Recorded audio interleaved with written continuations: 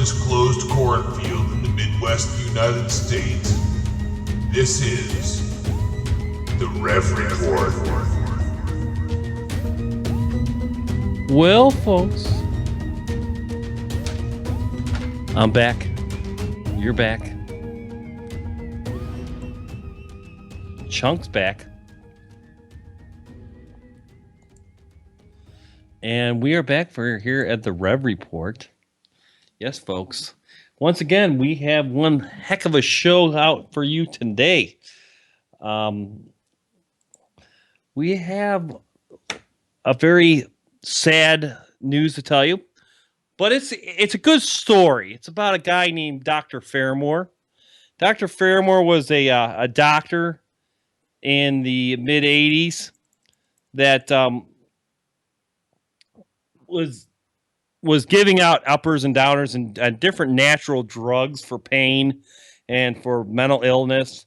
He built a castle out in the middle of nowhere with his money that he used from subscribing pills and stuff to people.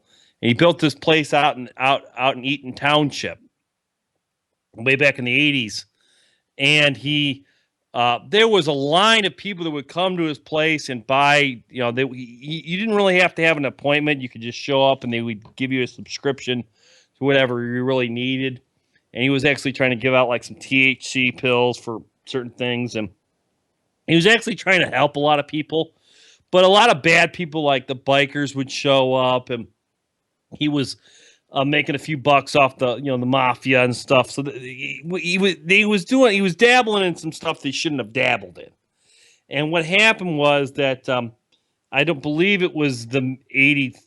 It was mid 80s or so. The cops came. The lines were getting so bad that they had to start directing traffic on the highway. So the cops came in and they busted Dr. Fairmore. But Dr. Fairmore ran out the back door with a bag of money, got in his station wagon, and had a high-speed chase. Went through two different counties, Lorain and Cuyahoga, and they caught him. He went to jail.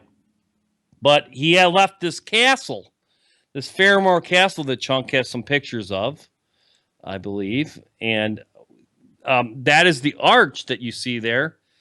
This is the article about Dr. Freeman and his legendary. But he actually, when they let him out of jail, he was exonerated from what they said he did. Yeah, he went to jail because he ran from the police, but he was exonerated from saying that he was like killing anybody or anything like that. And for years, it was like the local place to go hang out. When we were in school back in the day, it was a known spot that was haunted, and it was haunted. I had some friends. It was like 91, I believe. I was just got into high school, and some friends of mine had a car, and Lorain Road at the time was like the boonies. So we went to the drive-in, and I think we went and saw like Terminator that night, and then the second feature was like some ghost movie or something, some paranormal ghost movie, I believe, and we were like talking in the car and like, oh, down the end of Lorain Road, there's this castle that's part of the castle that was falling down. And we're like, all right, we'll go to this castle. So we went to the castle. This is like the first time I've ever been there. And we pull up to this roundabout area and the highway cuts through.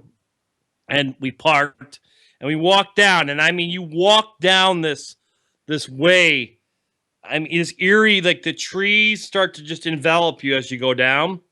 And then you see this like swimming pool. That was the first time I saw the swimming pool. I'm like, oh, dude, and I had my skateboard with me because I thought we could like skate. There was some cement down there. I was the only one with a board because I heard from my friend that there was a pool there. So we skated the pool. It was at night. I was the only one that had a board, so my friends skated.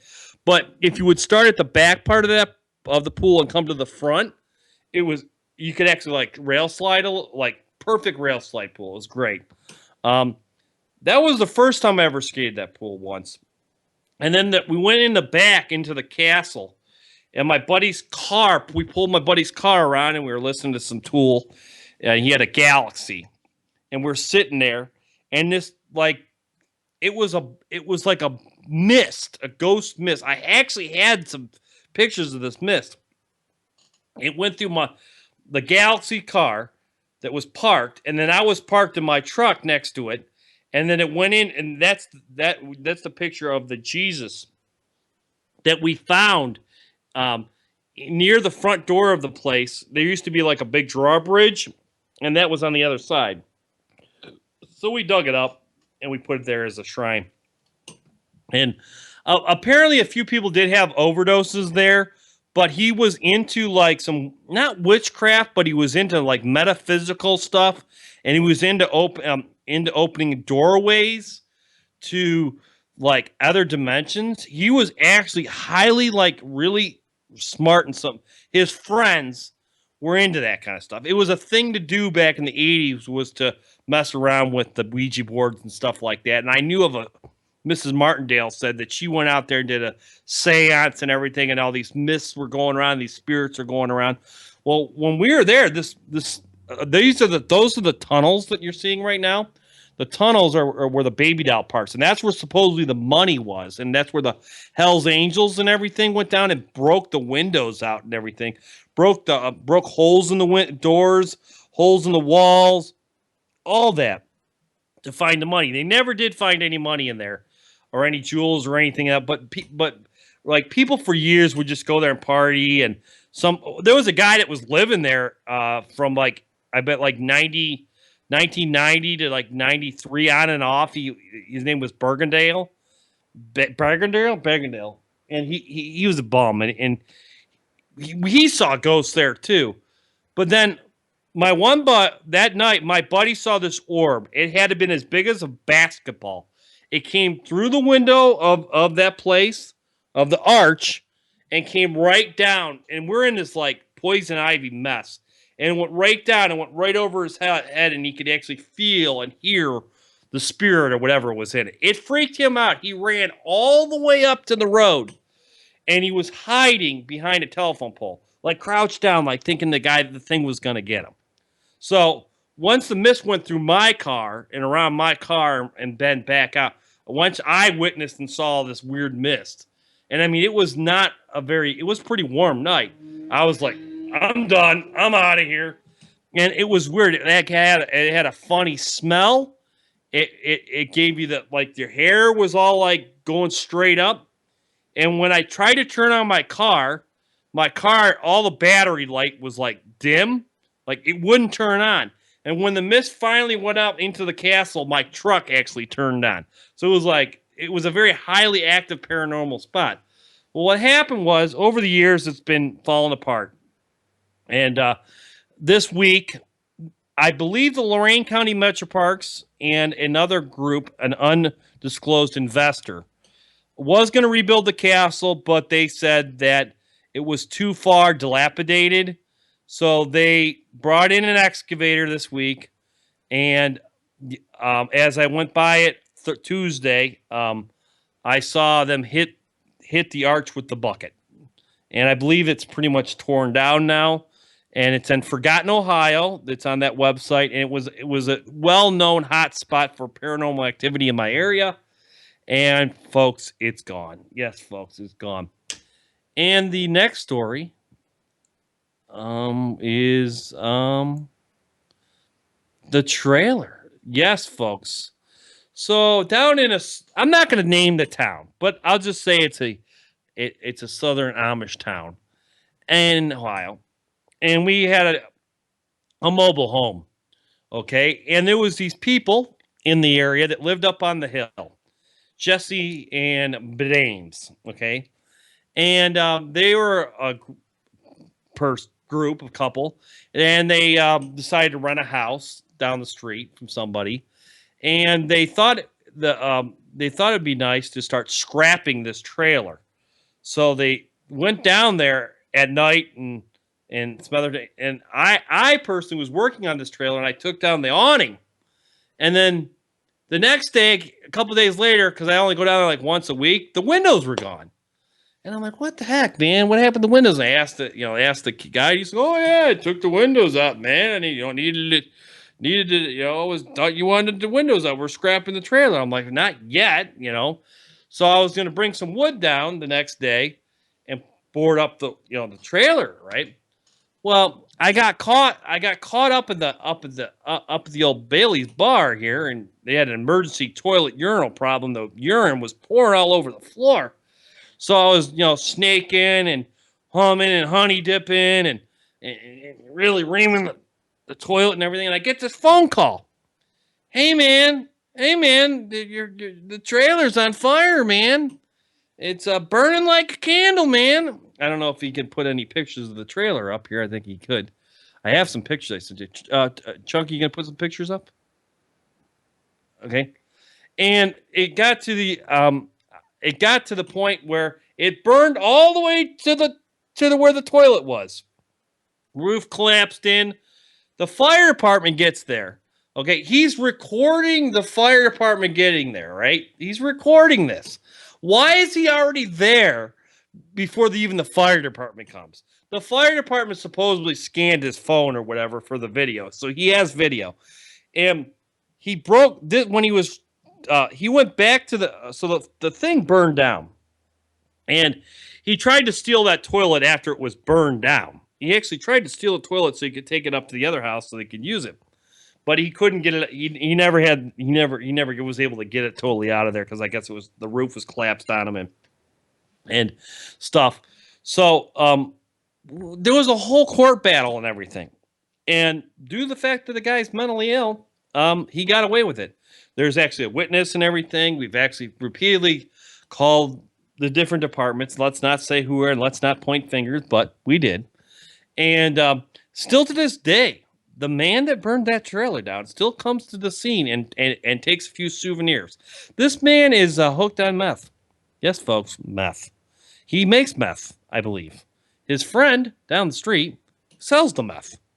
And they were doing a lot of really, you would say, things to that neighborhood that I really, really don't want to talk about. But if you can just imagine a mirror on the ceiling, that's all you need to know. A mirror on the ceiling and 2 beds, that's all you need to know. And this man, so now I have this burned out trailer that I have to get rid of somehow. And it's on my list of things to do this next summer here, to hacksaw my way to Jesus, folks. And the next story, Chunk, are we going to go to Bigfoot thing, right? Okay.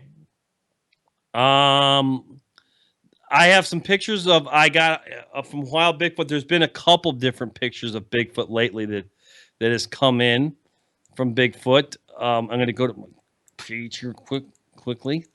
In Ohio, there's been actually 2 or 3 different sightings with footprints of Bigfoot. That, like, actually, Chillicothe, Ohio, there was one. There's one in southern Ohio of a big footprint. A guy was going to a mud show, a tractor pull show, and he stopped at Serpent Mound. And some guy tracked him down there, and I guess near Serpent Mound is a footprint of this Bigfoot. And it was in Trumbull County. I guess he was going up to Trumbull County. That's kind of in between. And he actually got a foot of himself, of the foot of him next to it, far to the left, and then you see a foot here. The thing with that area is you have the serpent mounds, and this brings it back to how,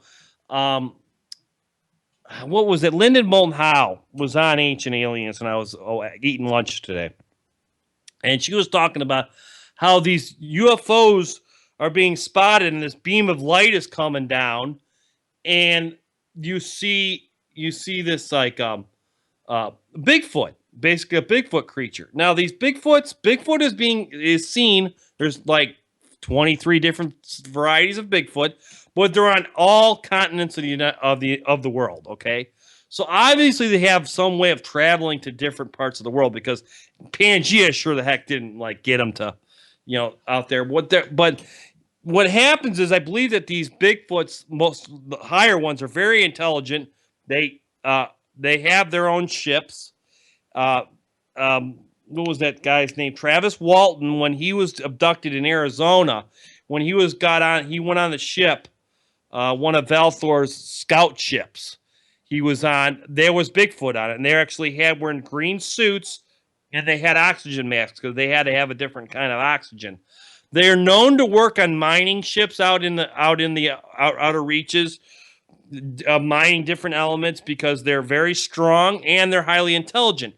They use telepathy, so if they're using telepathy, they can talk to the Greys, they can talk to the nymphodes, the reptilians. They have when you do telepathy, you can do this. And with um, Pete North was another guy way back in Oregon, and he found these caves near Ashland. And there were these caves there was ancient drawings in there that were dated back to caveman times. And they found Bigfoot prints like stuck in the deep, like over 1,000 foot in this cave. They found 2 prints of Bigfoot that were like molded in there. They were in there, and they said that back in the day, what they were seeing creatures in these caves. So I traveled over to Mammoth Cave on vacation, and they even said way back in the I believe it was like the 20s and 30s, when they were exploring the deeper parts of the caves, they actually saw a Bigfoot that was in there, but he came out of a portal. So I believe that they use these caves to like use a portal device. If they're going to run away or whatever, they go into a portal and they can run away. The guys in PA have seen one where they had an orb in his hand, and he put out an orb and it had this blazing light, and these 2 Bigfoots walked into these orbs. So I believe that a lot of these Bigfoots, why we can't find them, is they come here willingly to live in the forest because to grow up their families. But when they get to a certain level, they get on board these ships and they work or they do whatever on these ships. And I believe that they're galaxy-wide Bigfoots. I mean, they're in other areas of space and time. And they've been here for a long, long time. That with the government data, they've said that they were probably here during the caveman times or better. And they've been seen. We have had the droids from NASA on, in the caldera, and they pan up, and there's a Bigfoot sitting on a rock with the green panel out, the green shoot out in the oxygen. That's just like Travis Walton said. So the crones, the crones are like a bad tag bunch of like Goonie guys. There are a bunch of different races of aliens and humans, some humans that work together, and they made this race that is just they don't, all they want to do is mine, and they stay away from most people, and they go to like a trading post and grab their stuff and run. They know how to fight really well, and Bigfoot seems to work with them quite a bit. They are still mining Mars, but I believe they're slowly being kicked out of Mars because Jupiter and Saturn's having more activity with things with the Saturn lights and everything else. I believe that now they're inhabiting the asteroid belts and the asteroids out there and mining those and getting off Mars, because Mars is uninhabitable. And if you want to go there and live as an idiot, I would never want to live on. I'd rather live on an asteroid. At least you could get on and off. With Bigfoot on Mars, I believe that they're with the DARPA project and everything else going on.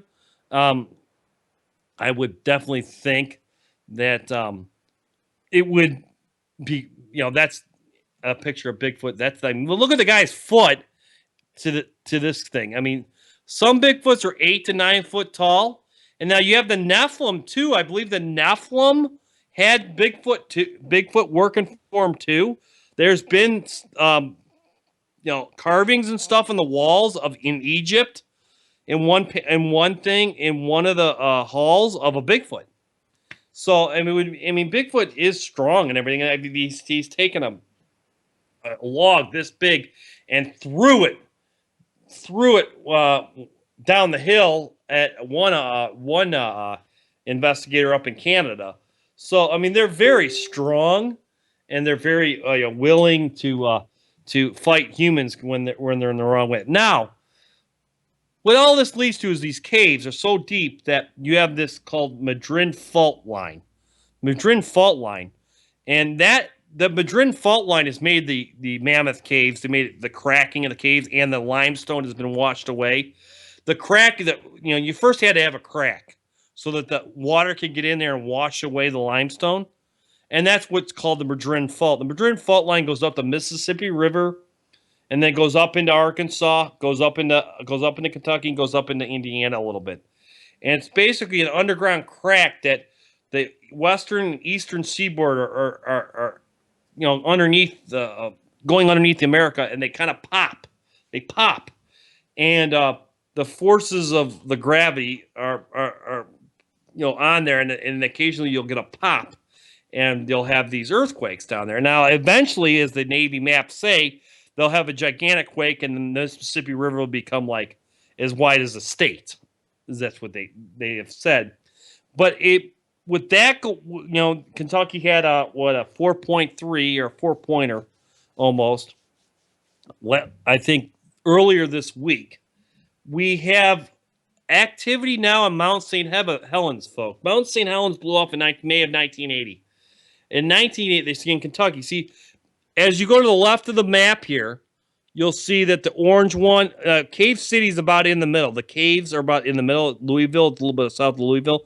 But that whole ridge line, you can see actually the river line right there is this Madrid Fault Line. Basically, that's the upper part of the Madrid Fault Line. Where the orange one is the big one, I believe it was a 3.5, and then they had a bunch of smaller ones last week in that area. And I was in just south. I went right through Louisville and saw Loretta Lynn's place, and saw Graceland. So you have this activity going up the middle of Arkansas, going up the middle area. You have Kentucky. You have Kentucky actually has some pretty mountain ranges, and they have a lot of rock, layered rock. And when you've been fracking for so long, and they've been fracking in that area pretty good, and you've been fracking in Texas and in Arkansas, you've taken all the lubrication of Mother Nature. So you're going to even have a more possible of a fracture that'll pop up and give you a pretty good rocker. Solar flares too. The solar flares will use we have the magnetic field. As a solar flare anomaly comes, it actually puts a field, like a big pop, and a wave goes through the whole planet, and it reacts with certain rocks and stuff, and then you can actually get a severe earthquake. We had we had that same anomaly happen right before, 2 days before Mount St. Helens went off. They had a big anomaly that hit the Pacific Ocean, and then they had the earthquake. It was already building, but with that that last kick of a field blast that basically kind of shook the western coast invisibly. You had Mount St. Helens go off, and they actually found 2 Bigfoots dead near the mountain of Mount St. Helens, and they transported them out. There's actually proof of that. They're in the files. So they do, and our government has Bigfoot, knows all about them. And we're going to go to what's trending now is we're going to talk about the Hillary protester. Hillary was doing a speech. Where was she doing a speech, Chunk? Los Angeles. And everybody was like, Hillary, Hillary, Hillary. And then when the crowd like turned down, got a little quieter, this guy just starts whipping in, man. He's like, yeah, he starts telling her about the Benghazi and about she's a murderer and that she should be in prison. And basically she was like that. She made that face, and she's like, "Oh, thank you for coming out." And she made the speech real short once he started balking and everything, and she just ran away. Hillary, if you put some hecklers against her, she's not going to say much because she knows she's in the wrong. And the FBI did interview her this week. Apparently, has interviewed her. They went to her office and they did an interview. So they may still be able to put this woman, yes, folks, Hillary, for prison, folks. That's where she belongs. Now, Trump. Okay, he's going to put the video in. Here's the video. Okay. So she's got the yawn, the North Korean outfit on.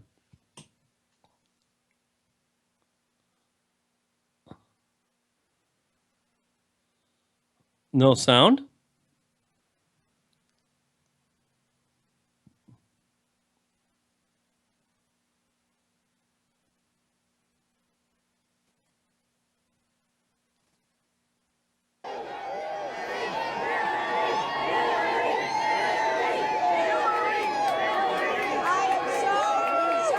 They're all yelling, "Go Hillary, go Hillary." I am so sorry we can't get you all in. I really apologize.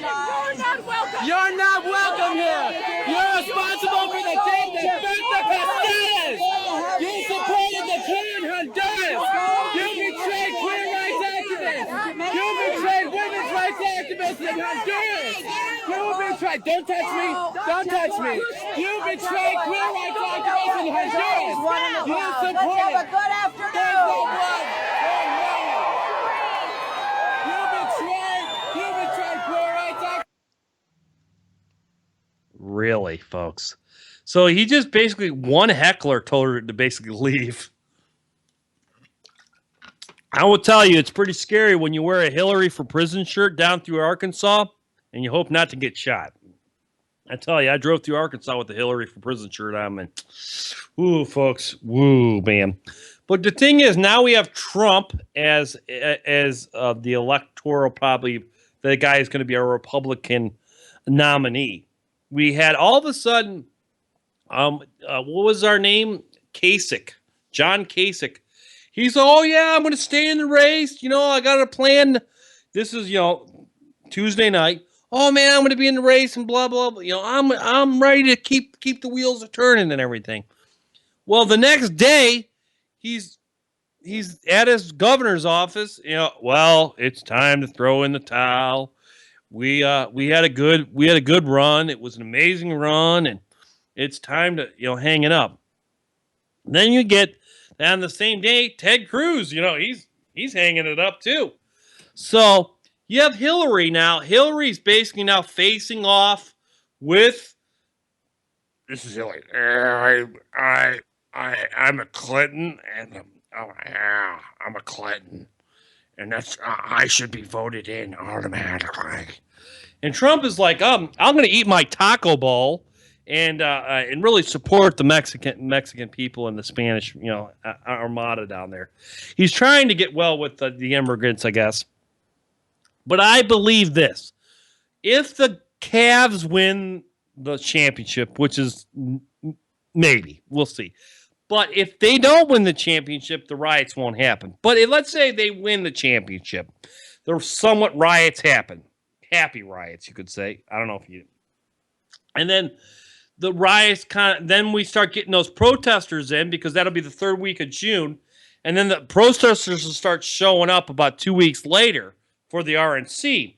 Now, from what I understand, it's going to be all Trump's buddies and all his friends are going to basically do the whole show, because they ain't got anybody. And then we may have a group of contested people. So I think that's going to get volatile probably the second day or first day. And then the percolating violence and everything else will go out throughout their city. And then it will catch on to the Eastern Seaboard and everything else. And that there'll be an incident possibly of a false flag incident at the RNC that would basically, he would maybe get shot. We all think he would get shot So maybe a bomb went off, whatever, and he would disappear. We wouldn't know where he went or whatever because they want to keep it secret that if he's dead or not. They'll say he's dead, of course, and they take him to a secured underground, one of these underground cities that these caves go down 3,000 feet. He goes to one of these facilities to live his days out until they can take him to probably some like nice Caribbean island where nobody's at, where it's like owned by the government, whatever. Like he already owns a bunch of stuff down in South America, so he could just probably end up just disappearing. Like all you have to do is get a new hairdo. That's fake. Like the hair. Like I imagine it's like just for one, where they do that like laser treatment where they put the hair in there. Well, they would just probably give him new hair, maybe give him a new new mistake, because Elvis was at Obama's reception. Elvis still lives. He got off the drugs. He didn't die on the toilet like everybody says. I think Elvis has lived. So you have that aspect of everything. So Trump will be, possibly gone. So then it'd be Hillary or nothing, and people will get mad about that. And then I believe that there'll be an incident both in North Korea and in Iran that will push us more towards this World War III epic, and that the Chinese will get mad at us and start attacking us, and the Russians will just okay, I believe that Israel is going to attack Iran for some odd reason, and I believe that's going to be a false flag because they're going to blame it on Israel when Israel didn't have anything to do with it really, and then Israel's going to get attacked just like the Bible would say. And then the trumpets would be, sung, and then I believe that I forgot the guy's name.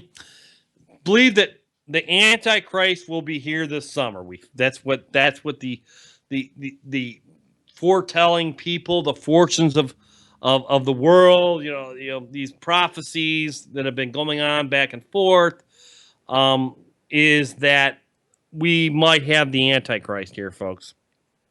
And I want to know if you folks that are on Vaughn or Chunk TV or that who do you think is the Antichrist? Now I thought it was Obama, but everybody says it's not Obama. But like he came in as like a bird, like a lion. He said he'd do change and everything, but now he's letting more prisoners out of jail. He's backstabbing with a bunch of different little things that he's been doing to our world, our way of economy is crippling it more.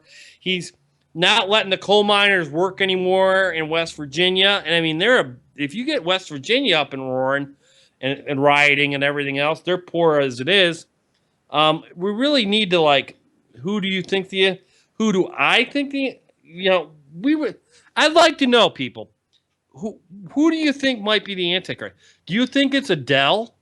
Because she's really big right now, Adele, or do you think Prince was killed by the Antichrist? Maybe. Do you think Prince? He was. They found Percocets in his system, and that he had a job, or he had an appointment with a drug counselor to get off these Percocets, apparently. And it was the same thing that they did with Elvis. He was addicted to drugs. What if Prince, well, I really think Prince sold himself to the devil, from what I understand. Now, I really would like to know what Marduk, he's like one of these Anunnaki type guys. Or actually, he's a real person. He's got a beard and everything. He gets like $250,000 a month or something like that. And he doesn't even need the money. And he's pretty much, he's like the devil's right hand, or the guy, the black ops, the black hats group's leader. And he's even saying, from what I've heard through that the Antichrist may be on board here. So if we do get the Antichrist, then the Bible and all this was written by, I believe it was written by these ancient humans that were here, and they were able to time travel or move through space pretty frequently and freely. So they were able to see some of our timeline, and they were able to write these and help write these monks, help write the Bible But you know, the Bible is a great book and a great tool to learn about the Christ. But like, there's the book of Enoch even talks more about our future, and the book of Jasper as well, and the Dead Sea Scrolls. The Dead Sea Scrolls really, if you want to get into some really good stuff, the Dead Sea Scrolls too. But as you watch how the Middle East is starting to fall apart again, and the Green Zone was attacked by this same leader that attacked our own soldiers and stuff like that. This is all pre-planned, like what David Rockefeller said. It's a 5-year plan. They plan everything in a 5-year stage, and we're in like stage 4 of this new 5-year plan that they have for our planet and for whatever is going to go on. So, Chunk, do we have anything else going on in the drunk tank or anything that we need to talk about? Anything that I missed this week? Oh man, it was a really good week. I'm back from vacation. I'm got to work. I've been working my butt off as usual here. Well, but thank you for doing the Rev Report, and thanks, Chunk TV. Make sure you check out Chunk TV's new schedule. It's out. Check out ChunkTVLive. We're broadcasting 24/7 most of the time on Vaughn and Stream ME and new Concast TV. Check it out, and even Chunk TV merchandise. We have Chunk merchandise too on the ChunkTVLive.com. Check it out, and check out the different videos that he has on YouTube for what he has done in. He has a lot of good stuff. But what about the press guy too? The hydraulic press channel has come out with a new crushing channel. If you haven't checked out the hydraulic press channel, we actually been playing it quite a bit this week, so check that out. Yeah, I'm definitely a big fan of the hydraulic press. Big fan, definitely big fan. There's all kinds of good stuff on there. If you want some laughs and we have nothing to do at work, tune in. All right, let's run the credits.